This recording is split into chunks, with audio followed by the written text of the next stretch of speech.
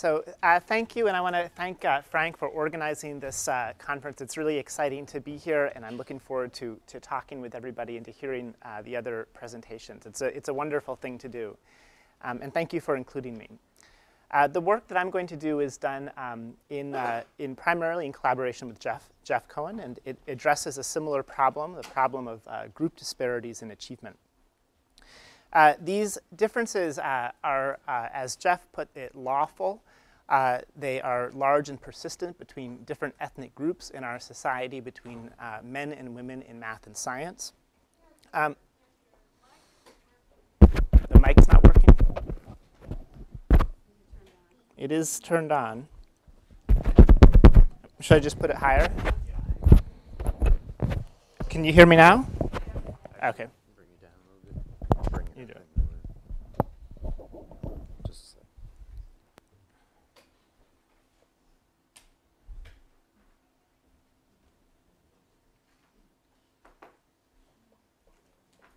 How is this? Okay. Thanks for calling that out.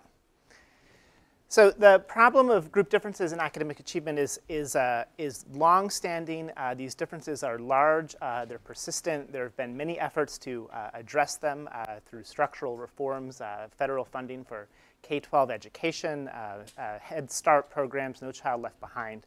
They're a serious problem of social justice, a barrier to equal opportunity in our society.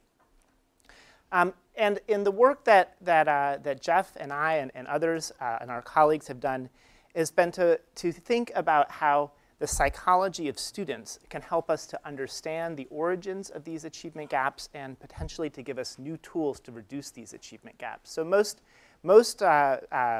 research on group disparities has focused on structural impediments, structural barriers, poverty. And these are no doubt important. Poor schools breed poor students, and if minority students are primarily going to poor schools, that's an important cause of achievement gaps. But in addition, thinking about student psychology may help us to understand these achievement gaps in a new way. In particular, this approach asks us to consider what is it like to be a student who is in class, a student who's sitting in class, looking up towards the teacher, interacting with their students. And in this context, one of the factors that is very important is the press of stigma and social stereotypes, the sense that you're in a setting in which your group is potentially underrepresented and negatively stereotyped or at risk of being viewed through the lens of a negative stereotype by others. Many years ago, the great sociologist Irving Goffman wrote, "The central feature of the stigmatized individual's situation in life is a question of acceptance." And I love this quote.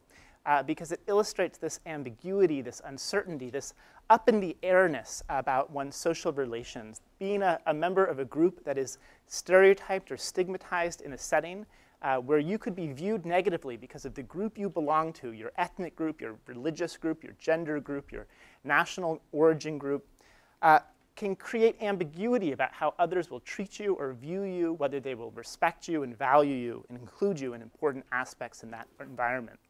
This is a quote from an African American student who attended Princeton in the 1980s. She writes in her senior thesis, "My experiences at Princeton have made me far more aware of my blackness than ever before.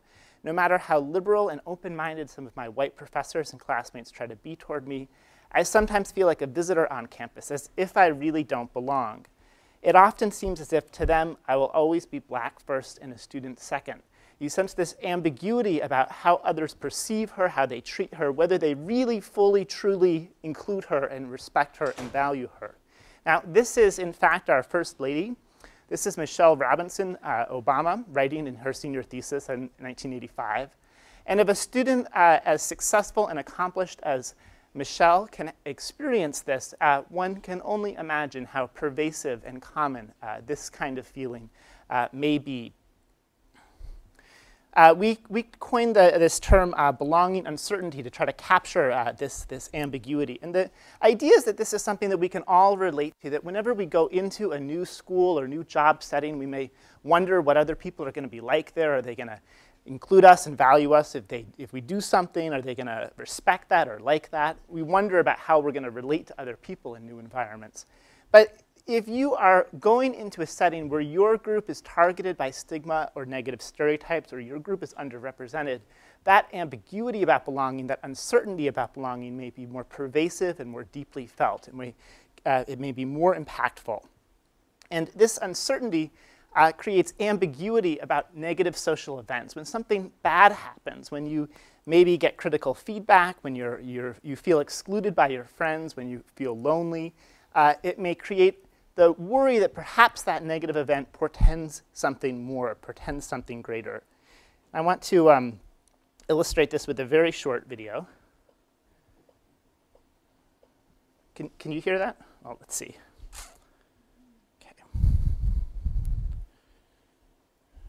Okay. Hey, everyone's eating tacos outside Bill's office. Do you think that's some information I would like to know? I like tacos. You invited Eric? I thought Eric gave you the creeps.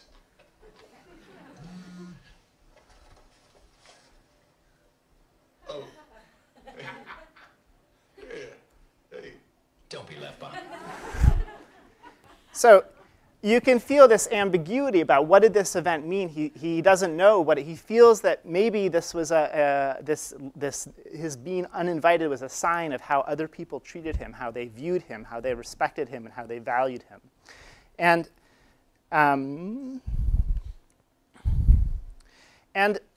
this is a potential target for intervention. That is to try to change the kinds of inferences that people draw when they encounter ambiguous and negative events in important social or academic or work settings, to forestall global inferences of non-belonging that might be drawn by people as a consequence of even these minor, micro, but potentially seemingly symbolically important events. And the effect of that kind of intervention could be recursive. If you could forestall those global inferences of non-belonging, you might be able to help people build better relationships in a setting over time. If this was a real work event, you can easily imagine how that kind of behavior could undermine that protagonist's relationship with his coworkers in that office setting. If you can help people to feel more secure in their belonging so they don't interpret events in a global way, you may help them build better relationships. And the benefits of such an intervention might be broad. It might not just be in terms of helping people to stay engaged, stay motivated, and to do better in school, but how many of you felt your blood pressure rising in the awkwardness of that conversation? I certainly do. And so that kind of chronic threat, as that kind of chronic social relational threat, as Jeff described, may lead as well to health consequences. This is the cover of a Yale alumni magazine issue last year, written by Ron Howell, class of 1970. And Howell writes, "The 60s saw the first significant presence of black men in Yale College. 40 years later, a disproportionate number have died. Did the racial barriers they faced all their lives play a part?" Depicted here is civil rights attorney Clyde Murphy. Murphy was born in 1948. He died August 17th, 2010, at the age of 62 of a pulmonary embolism. Howell looked at the data from 1970, Yale's class of 1970. African American students were 3% of this class, and yet they represented, at the time of the article's writing, 11% of the deaths to date. These men primarily are dying of, in their late 50s, their early 60s, of stress-related, heart-related kinds of maladies. And I don't want to I don't want to derail, but I also want to note that just last week, John Payton, who is a great civil rights hero, he was the chief litigant of the University of Michigan affirmative action cases, and he argued many other important discrimination cases before the court as well. I had one conversation with him before he passed away, in which we talked about the upcoming Supreme Court case Fisher versus Texas, a new affirmative action case. He passed away last Thursday, at the age of 65, and I just want to sort of note that. So what might we do in a college, to take us back from sort of the end of life, to what might we do in a college setting, perhaps, to help to secure people's feelings of belonging, to help to change how they understand their relationship with other people, to make them more secure and perhaps have better outcomes over time. The social belonging intervention had addressed two questions. The first is, are students who are negatively stereotyped in school more likely to globalize negative experiences as evidence that they don't belong? In this first study I'll talk about, we looked at African American students. In a later study, we looked at women in engineering and their chilly environment. And second, could you short circuit this process? Could you prevent students from seeing a global threatening meaning in day-to-day social encounters, in day-to-day negative social encounters? We hypothesized that this kind of treatment might sustain stereotyped students' sense of belonging in the face of adversity. This is not like a self-esteem booster. This is not a boost me up kind of intervention. I belong, rah, rah, rah. This is particularly designed to help people sustain their feelings of belonging even when they're encountering adversity, even in the face of negative events. The prediction was that this might help raise students' achievement and do so over time if the effects became cumulative and recursive. This is what psychologists call a kind of an attributional retraining intervention. It is built on the backs of prior attributional retraining work by Tim Wilson and Patricia Linville in the 80s. The treatment involved first-year college students who learned that doubts about belonging in college are common at first and short-lived. The students saw survey statistics, and they read representative quotations that were attributed to a group of ethnically diverse juniors and seniors. One quote read, "Freshman year, even though I met large numbers of people, I didn't have a small group of close friends. I had to remind myself that making close friends takes time. Since then, I have met people, some of whom are now just as close as my friends in high school were." Now, the goal of this message is to convey to students that worries that you experience about your belonging, negative social events, are part of the normal difficulties of the transition to college. They're not diagnostic of a lack of belonging on your part. They're not diagnostic of a lack of belonging on your racial group's part. It's part of the normal difficulties that everybody goes through as they make this challenging transition to college. It's not a message that's going to blind students to real racism in the classroom. It's designed to take the edge off otherwise ambiguous events that could seem to harbor a more global meaning. There were multiple different control conditions. For instance, students learned that people's social political views become more sophisticated over time. And in both conditions, we didn't just give people this information and assume that they knew what to do with it. Instead, we used powerful tactics to really instill the idea deep into people's souls. We reinforced this message using what's called saying is believing techniques. We had the participants never believed they were part of an intervention. They believed that they were helping to create an intervention for next year's freshmen. So we told them we were interested in understanding more about the college experience. We wanted them to read about these reports from senior students. And then we wanted them to write an essay about how their own experience at college so far illustrated the process of change that they had read about. So they wrote an essay about how they too had worried at first about their belonging in college and how it had gotten better with time. And then we told them we thought it would be impactful for next year's freshmen if these next year's students heard from older students about this experience of the process of transition to college. So they turned their essay into a speech that they delivered to a video camera about how people's experience changes over time in college. And they thought this video would be viewed potentially, or could be viewed by students in next year's orientation program. So people are really connecting this intervention message that's delivered apart from them into their own experience. They're reframing their own experience through the lens of this process. I'll share with you data on academic performance from two cohorts of students over the 3 years after the intervention through student senior year. This is African American students in the treatment condition. And what you see here is essentially a very disturbing horizontal flat line. There's a small dip, spring sophomore year, fall of junior year, a recovery. But at the end of the college, at the spring of senior year, they're doing no better than they were back at the fall of freshman year. And this is even though these students are taking classes that largely have students from many different class years. They're not showing the academic growth that you would expect. By contrast, in the treatment condition, African American students show a term-by-term, step-by-step improvement in GPA over time. Every year, it's as though they gain momentum, they gain the resources, potentially the social resources and the psychological resources and the intellectual resources that they need to do better over time. This is a very significant linear trend. For white students, there's modest inclines over time in grades, but no significant difference between the two conditions.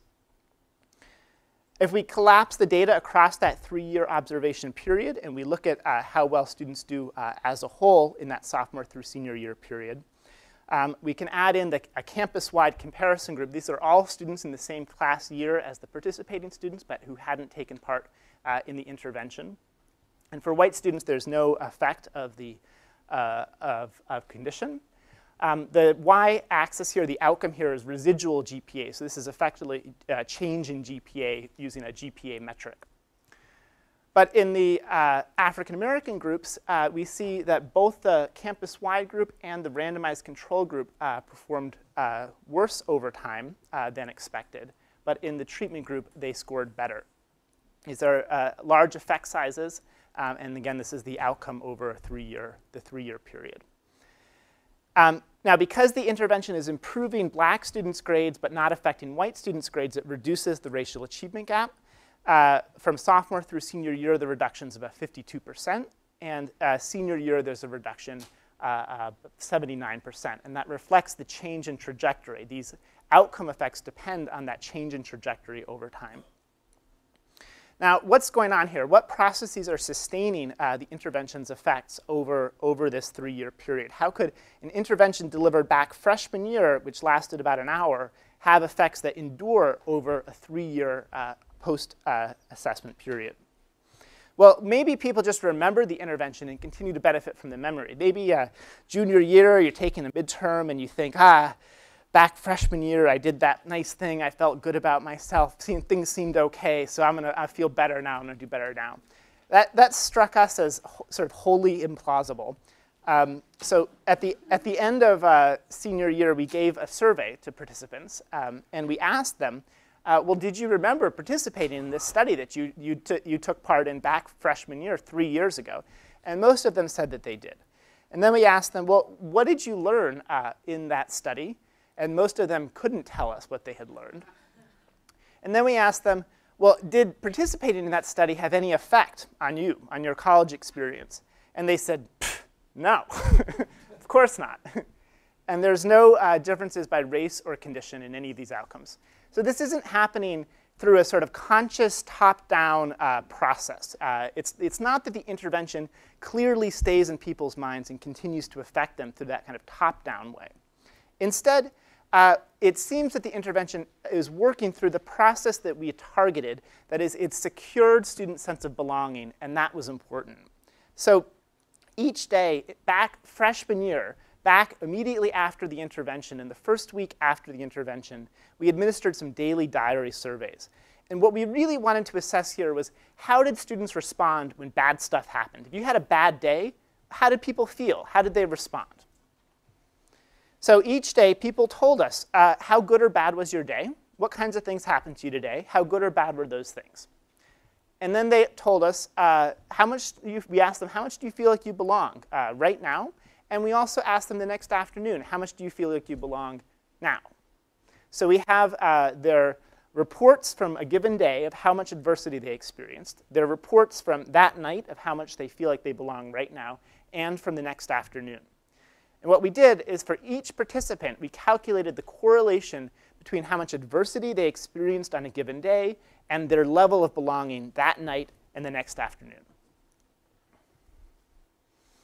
So this correlation indexes the degree to which people's sense of belonging goes up and down when you experience less and more adversity each day.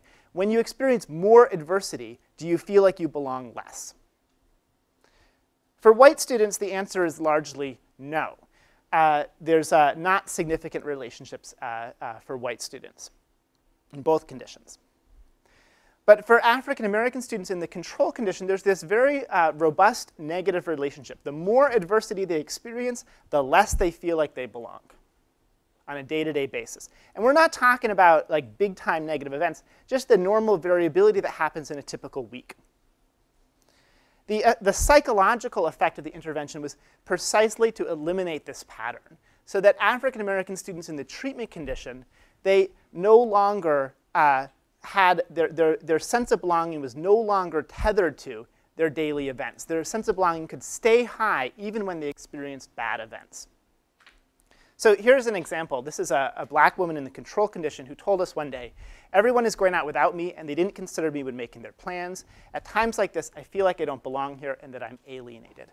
Now, everybody experienced the first sentence in her quote. Everybody experienced the similar kinds of adversity, similar levels of adversity, the kinds of goods and bads that we have happen to us in a challenging place like a new college environment.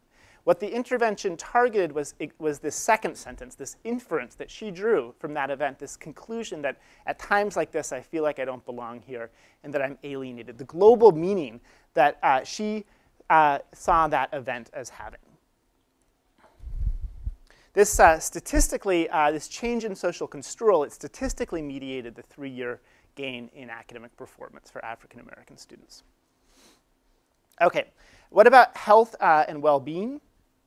At the end of college, we assessed students' self-reported general health. This is a standard scale. It's a self-report scale, but it is predictive of morbidity and mortality.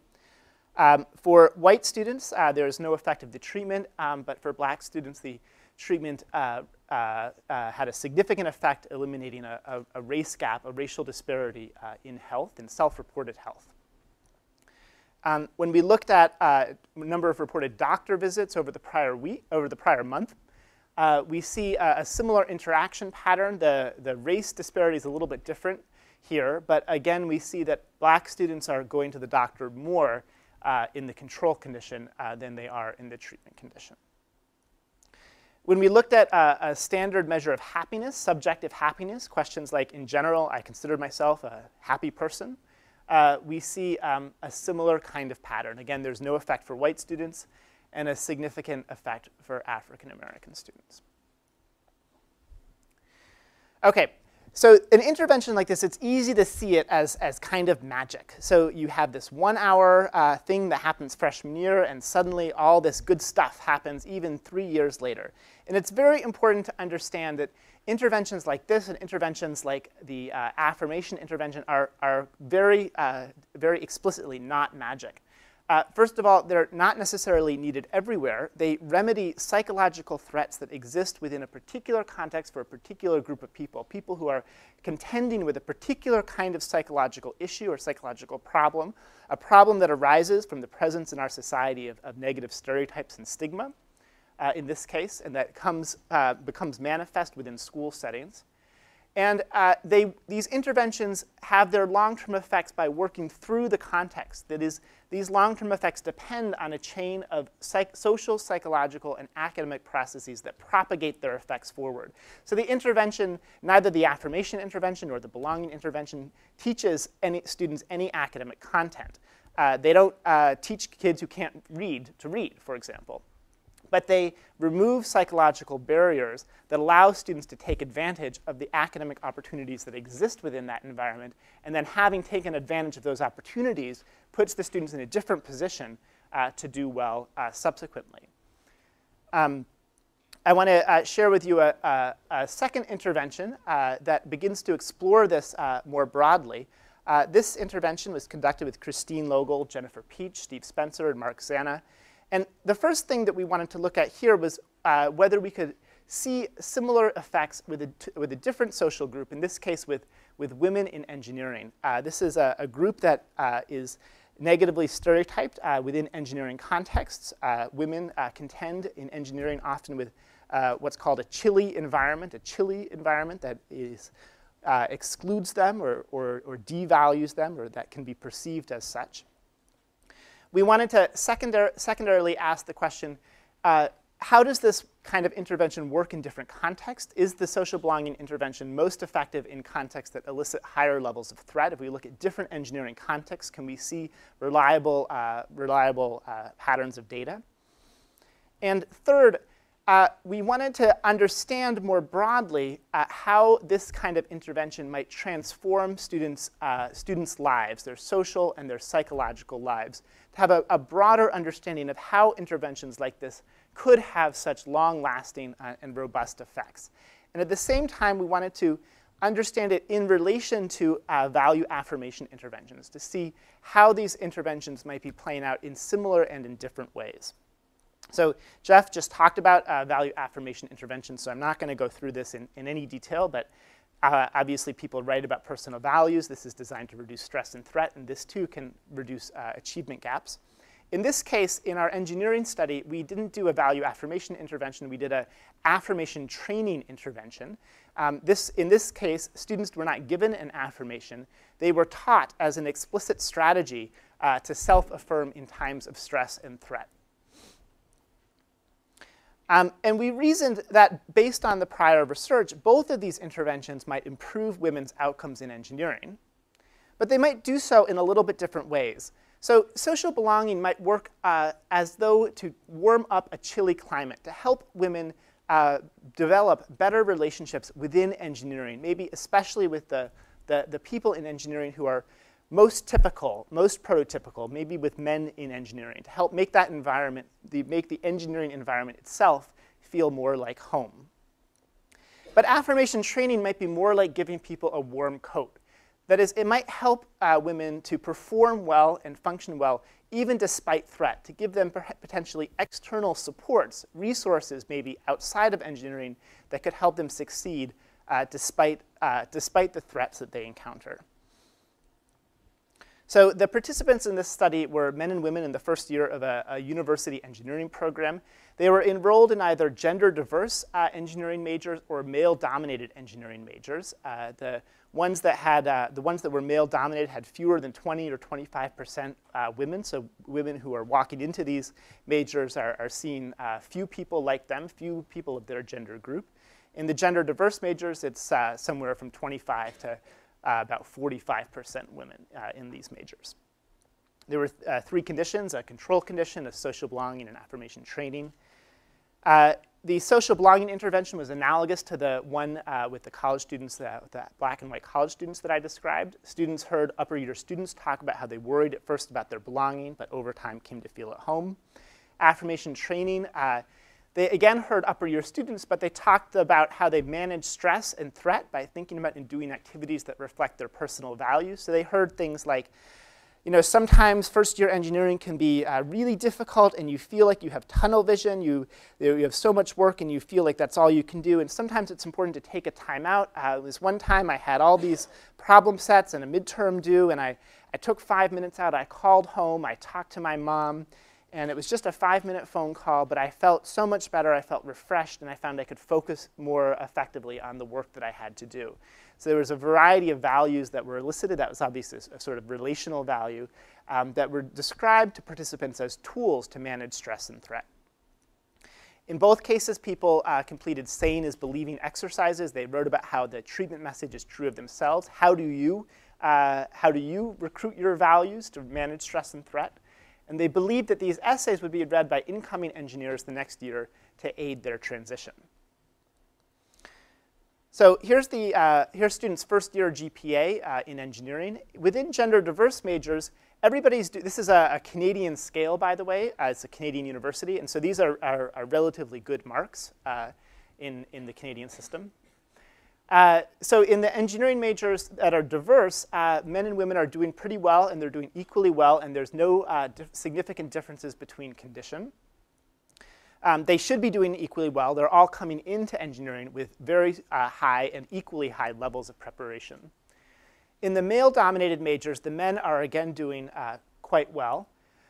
But here we see the significant effect for the women. In the control condition, women in the male-dominated majors are doing significantly worse, but both of the interventions, and to an equal degree, raise women's performance, entirely eliminating the gender gap in achievement in first-year engineering performance.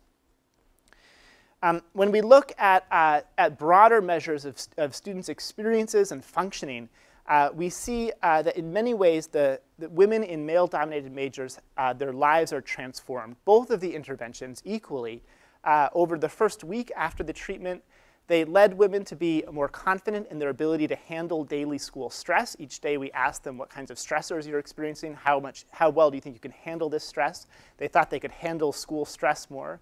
They saw daily adversities as less important, so we asked them what kinds of bad events happened to you today. How important are those events? They said they're less important in the treatment conditions. And they had higher and more stable self-esteem, so they're functioning better on a day-to-day basis. Several months later, they assessed their experience in engineering more positively, and they were more optimistic about their prospects and potential in the field. And yet, we see at the same time some divergence between the two interventions in how they're affecting students' social lives. These are the friend groups of women in male-dominated majors before the intervention, and months later, we asked students to tell us to list their 5 friends that they had made at university so far. And then we asked them the gender and major field of each of those friends. And then we calculated the percent of friends for each student who was in these different gender by engineering categories. So here's the data in the control condition. You can see about half of the friends are male engineers. This makes some sense because most of the people within these majors are male engineers, but not nearly as many as, far more than half. In the social belonging treatment, you can see there's a dramatic increase in the representation of male engineers among women's friends. In this condition, that 77% figure more accurately reflects the representation of male engineers in their environment, as most of the people in that environment are men. So here you can see women developing these relationships with potentially the sort of prototypical group in the social setting. Affirmation training had a very different effect. It didn't increase the representation of male engineers. Instead, it increased the representation of female non-engineers, of women outside of engineering, who may represent an external, a different kind of social support. So this suggests that there may be 2 different kinds of ways people can manage and thrive in threatening environments. One is to integrate and belong, to warm up the chilly setting, to develop strong relationships with majority group members. And it seems that perhaps this is what the belonging intervention targets more closely. And a second is to develop external supports, to put on a warm coat, to help you cope and succeed despite psychological threats. And maybe this is more close to what the affirmation training intervention did. I want to close with just some lessons and implications. First, I think this research and the affirmation research and other research suggests something that's very profound, and that is it is possible through theory-based, well-timed, well-delivered social psychological interventions to change development, to change how people's lives unfold over time. The processes that can ultimately shape critical life outcomes, even far into the future. A very important question that arises then is the question of scale. These are sort of beautifully designed jewels of interventions. They're small in scale. How could we do something larger? How could we reach more students? How could we capitalize on this applied promise? How can we scale up psychological interventions to reach more people while maintaining rigor and power? In closing, I want to just call attention to the Project for Education and Research that Scales. This is PERTS, developed by graduate students who work with Jeff and with Carol and with me, Dave Panescu and Carissa Romero. This is a program that develops an internet-based platform to deliver in a rigorous and robust and powerful way interventions to school children. So in one trial, one representative trial done at Santa Monica College, there were 715 students. This is a community college. 715 students in this sample. They were diverse. And the intervention was delivered entirely on a computer. It was 50 minutes in the computer lab in which they completed a brief survey that contained the intervention message. And because it's all computer-based, it can be delivered reliably at no marginal cost to additional school children practically anywhere. There were 4 different conditions. There was a control group, a growth mindset treatment that is related to Carol's work, It targets the idea that intelligence is something that you can grow. It's not something that's fixed. A value affirmation treatment and intervention that combine the two.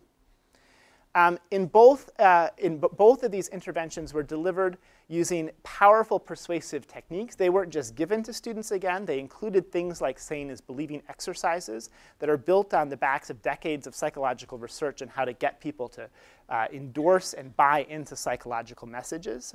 So the fact that it's delivered on the computer doesn't mean that it's not as psychologically sophisticated as other interventions. Here are the results. In the control condition, you can see students are, on the whole, not doing very well in terms of their grade point average. But both treatments, independently and together, significantly raised students' academic achievement by about 8 percentile points. And the fact that this is an intervention that can be delivered at essentially no marginal cost to thousands and thousands of students, I think is very, very promising for our potential to impact social change. In closing, I just want to say that more broadly, as we step out of the context of education in particular, every social problem is in part a psychological problem. And one of the goals that we have is to identify that aspect of social problems that is psychological in nature. An important implication of this is that not everything in a social problem is due to psychological factors. And so it's important that we understand how the psychological aspect, the psychological component, contributes to that problem more broadly. And then understand how we can develop specific psychological remedies that target that part of the problem that is psychological in nature. And I just want to thank the collaborators and the people who have funded this research. And thank you for listening. I'm happy to take questions.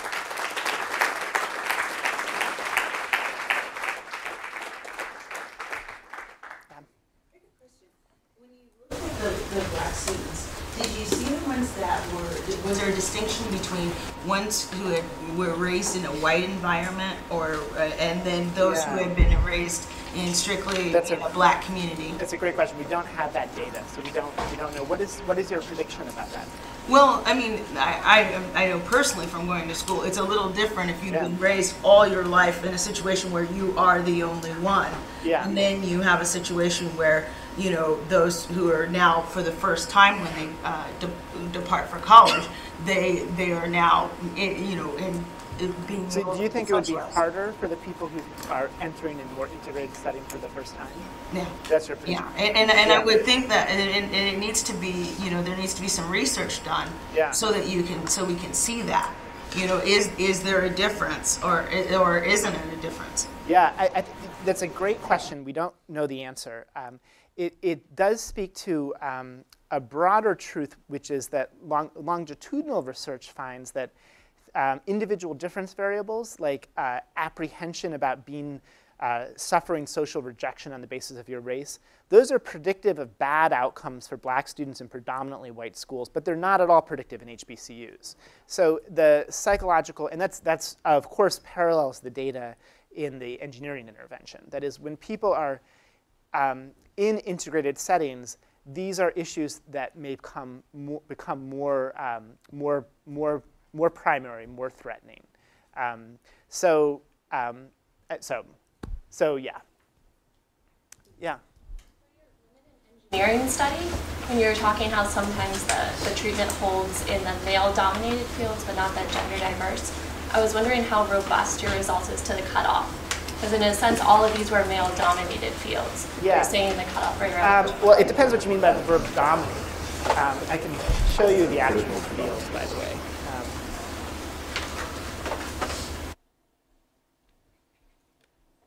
Here's the fields.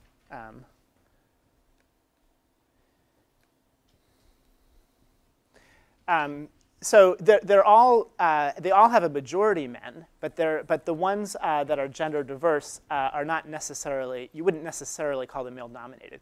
It is the case though that interestingly there's a lot of debate and a lot of question about critical mass and what that might mean and a lot of ambiguity about what that might mean.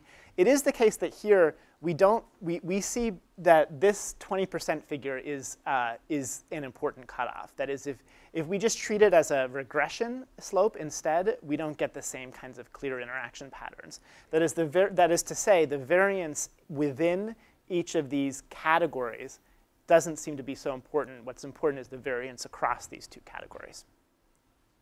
Yeah? Interventions and whether or not they're given as a group or not? Yeah, so the original one was delivered on a one-on-one basis.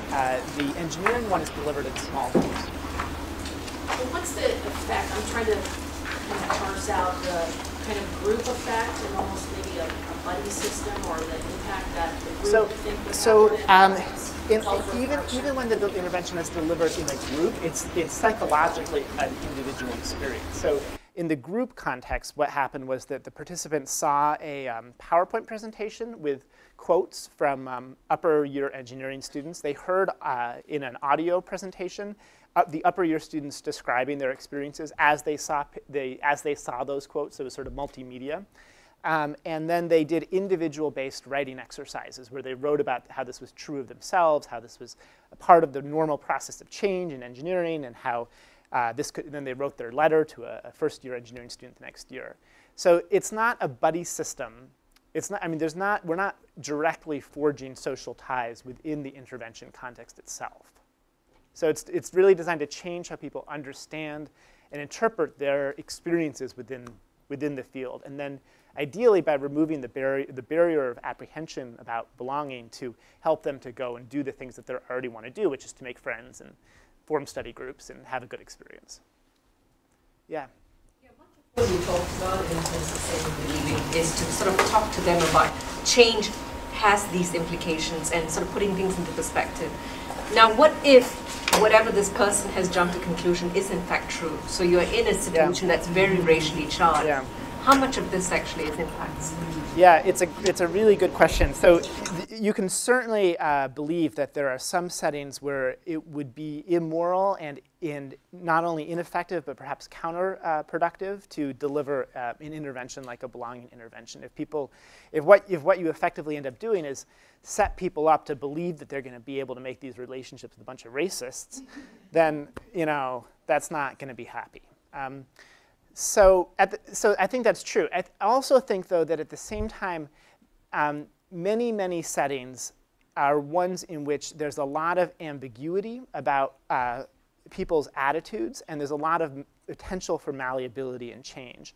So even if you're going into a setting, like even if you're a woman going into an engineering setting where you've got a bunch of crotchety old male professors who are sort of sexist and set in their ways, that doesn't mean that if you work hard and do well, that you can't necessarily impress them and maybe even build relationships with them. Yeah, so there could be settings in which affirmation would be the strategy you'd want to choose. But I also think that there's ambiguity in the ways in which environments are and the way in people's responsiveness and their ability to change. That means that you can go into a setting, and even if it has some racism or some sexism, it can become better if you approach it differently. Yeah. Have there been any studies on affirmation and belonging with teachers? Yeah. Should shift their attitudes about whatever stereotypes they may hold about their students. Yeah, it's a great question. We've just started some research on with teachers, which we don't have data yet on belonging. And I don't know of research on affirmation, but there is laboratory research, though, that shows, for example, that more, in an engineering context, that shows that more sexist men, when they're interacting with a woman in talking about engineering, they behave in nonverbal ways in a more flirty and dominant sort of posture. They open their pose up, they lean forward. And that causes the women to experience a stereotype threat and makes them do poorly, even as, ironically, they like the man more. So it's possible that in that context, it's possible in that context that an affirmation delivered to the sexist man could reduce their need to sort of engage in that kind of dominant behavior, to take that dominant role, and improve women's outcomes. That would be a wonderful study to look at. So it's a really important direction. When the parents the impact of affirmation on parents and how that impacts parenting or the child's outcomes. Yeah, that could also be very interesting. Yeah. Do you have any studies related to this? I'm from the financial services industry, and it makes me think about how few women are executives in financial services in the industry. And I think a lot of the time, I think what this study is showing, some of the results, I think in some ways is a little, what's happening right now may be counterproductive, which is let's provide networks for women to basically get together so that they feel a sense of belonging. They may feel that with other women, but are they necessarily feeling that with their male counterparts? Do you know of any studies? Yeah, there's a lot of research on there's a lot of, so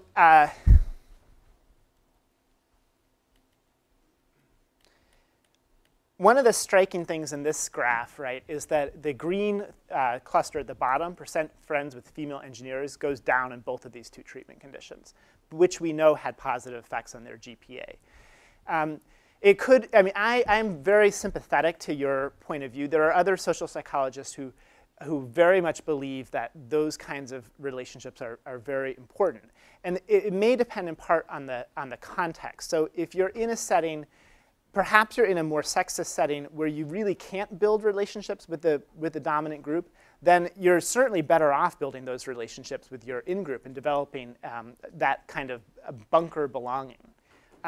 But if at the same time there is exactly that risk that you say, that is that people can feel that they belong as a woman in engineering, as a woman in business, but not in business or not in engineering. And I think what we all want in the end is to feel like our group identity, our gender, our racial identity, at least part of what we want is that it's not a barrier to our broader participation in that community. So I think that there are those kinds of risks. You already had one, so let me ask you. Yeah. I've recently done some work with a group of women political leaders, and one of the interesting things for them was that they really felt that they were in a, and this is mostly from developing countries, that they were in a very male-dominant environment. But the value they saw about women working together was actually developing the support and the skills not to interact just with one another, but being able to interact with the rest.